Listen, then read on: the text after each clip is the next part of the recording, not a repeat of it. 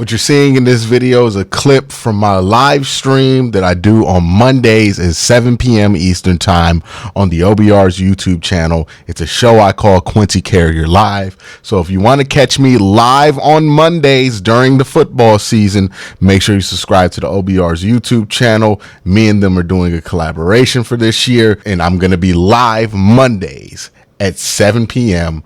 on the OBR.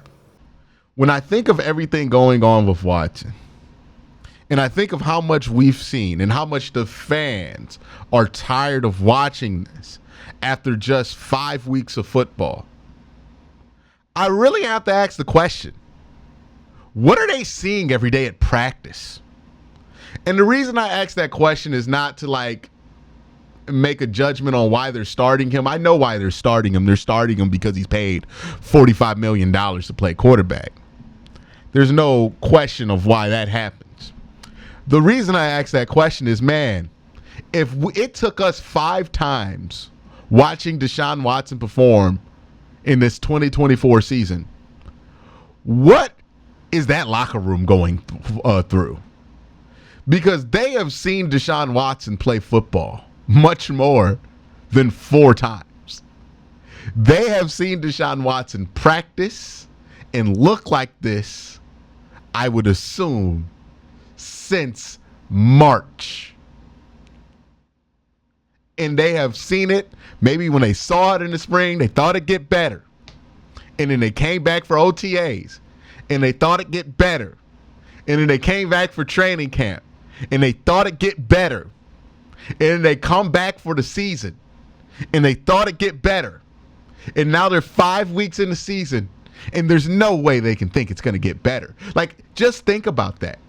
If you're sick of this as a Browns fan, if you're sick of watching this as a Browns fan, what in the world are these dudes on this offense thinking about Deshaun Watson when they've had to practice with this? This is not a breaking news story to them 5 weeks into the season that this is what Deshaun Watson looks like. This apparently has been how they've looked since May. It makes a lot of things make sense when you think of it that way. How they came out week 1, how they continue to come out, makes you think, oh, they knew this offense was going to stink because they knew that this dude was going to stink, and they knew that there was no hope that he was going to get benched fast because they've been watching this since May. So if you watch the games and you think, man, Amari Cooper seems really fed up, or if you watch the games and think, man, this offense doesn't seem like they believe, or if you watch the games and think this defense doesn't look like they're believing, it's because they're not on week 5 of this experience. They're on their 20th week of this experience with Deshaun Watson in 2024, and only 2024. I think Diana Rossini had a clip that was going viral that was a few months old where she was talking about how there doesn't seem like a strong belief in Deshaun Watson. Well, if this is what he's been looking like in behind closed doors, I can imagine that's the case. Because again, what was the excuse for looking like this? He's supposed to be back from that injury. He's supposed to be 100% healthy. That, to me, is a huge part in this. And the reason I think about it that way is the number one thing I'm worried about with this team is what's the fallout going to look like with Deshaun Watson? We know this era is on its way out. People are still fighting it. It's technically still around because he's technically still the starter. But let's be honest. This era is on its way out. It's done. And what's the fallout going to be? And for us, I think there's a lot of us being like, hey, man, Kevin shouldn't go. This isn't on Kevin. This is on other people. Kevin's not really responsible for this. And that might be how we feel about it. But remember, we've only been watching this mess for 5 weeks. I don't know how somebody would feel if they're in that locker room and they've been watching this since March.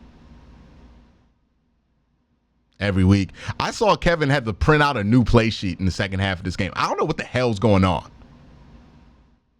All I know is that this looks like a team with an awful, awful, awful quarterback. Everything else can be sorted out however you want it to. But they look like a team with a bad quarterback. And even worse than this, they don't just look like a team with a bad quarterback. They look like a team that knows they have a bad quarterback.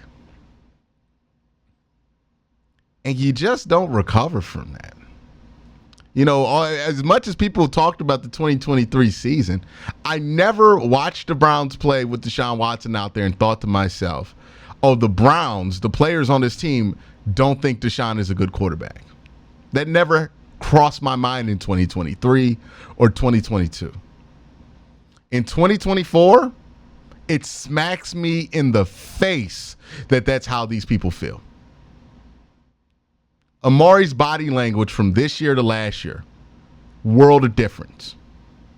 And I think Amari's body language looks like that is because he knows he's going to be held accountable for Deshaun Watson's mistakes. It's not good. This isn't what the fans deserve. This isn't what the players deserve. And again, the question to the Browns front office, head coach, and ownership is, when are you going to read the room? Because what I've seen this week from Kevin Stefanski from a press conference standpoint, and look, I tend to give a bit of slack when it comes to press conferences because I understand you're not really allowed to say what you actually feel at the press conference. You're kind of hamstrung and hand-tied on what you can say based on what's appropriate to say and what the team needs to hear. And that what a coach says at the press conference isn't and shouldn't be expected to be the 100% truth. There is some decoding that you have to do here. But it doesn't feel like the Browns are reading the room right now. Like, even if you didn't want to throw your 100% support behind Deshaun Watson right now, I don't think how they've handled it does a lot for making people feel like the room's being read. I really think that this front office, this head coach, this staff is naive enough to think, hey, we can roll Watson back out at home against the Cincinnati Bengals. That's going to end well. I don't think it's an option for me personally. You can put him out there like this against the Cincinnati Bengals, man. At home, like, I don't think that's going to be a scar that you want to create within the fan base to this team. Because that fan base is going to be ruthless to Deshaun Watson at home if he starts. They're tired of him. They're tired of this era. And right now, it's only Deshaun Watson that they're tired of. But if the head coach makes it clear that extending the Kevin Stefanski era also means lengthening the Deshaun Watson era, if the general manager makes it clear that extending the AB era means extending the Deshaun Watson era, and if Jimmy Haslam and D Haslam make it clear that they have no intention on ever changing the quarterback as long as he's on this contract, you're either going to get wrath or rapid apathy. I don't know which one's worse. I really don't want the rapid apathy. The rapid apathy is really, really bad. Where just people just stop caring about the Browns. I hope that doesn't happen.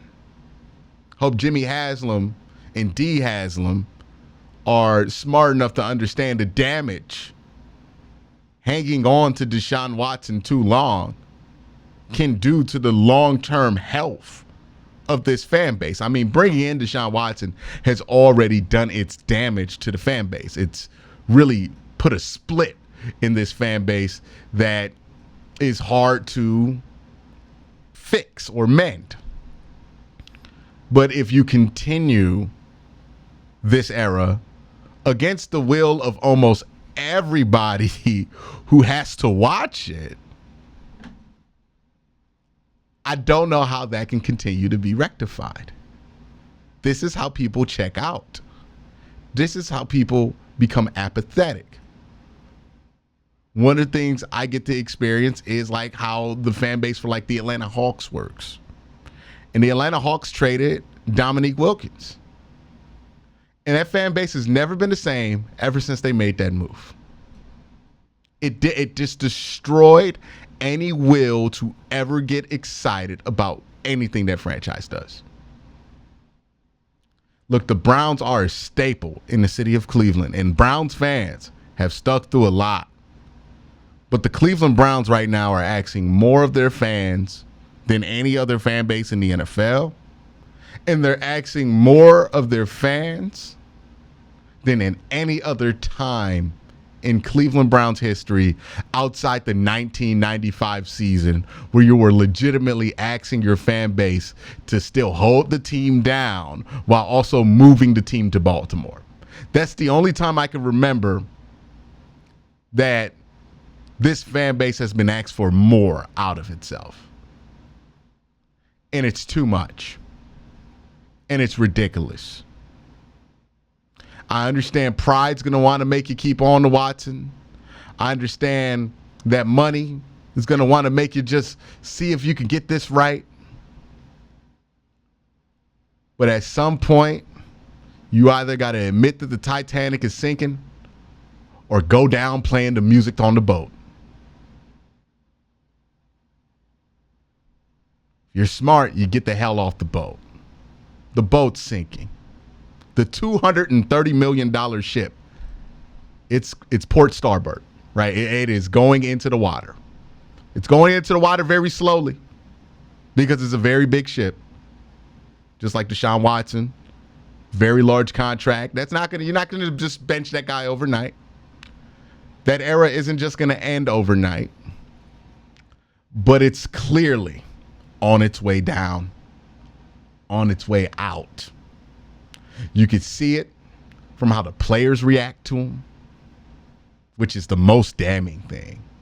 You can see it from how the fan base reacts to him.